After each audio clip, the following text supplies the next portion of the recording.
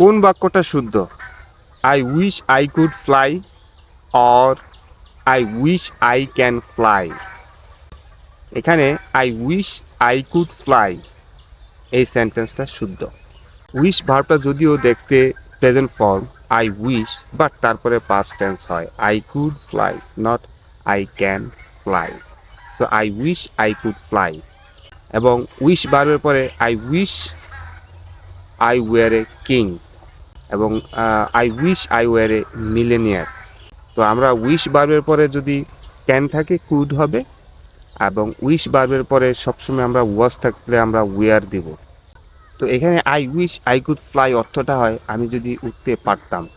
তো এরকম আনরিয়াল পাস্টের জন্য অথবা হাইপোথেটিক্যাল এক্সপ্রেশনের জন্য, কল্পনা ফ্যান্টাসির জন্য আমরা I wish I could B a doctor, আমি যদি ডাক্তার হতাম। আমি আসলে ডাক্তার না।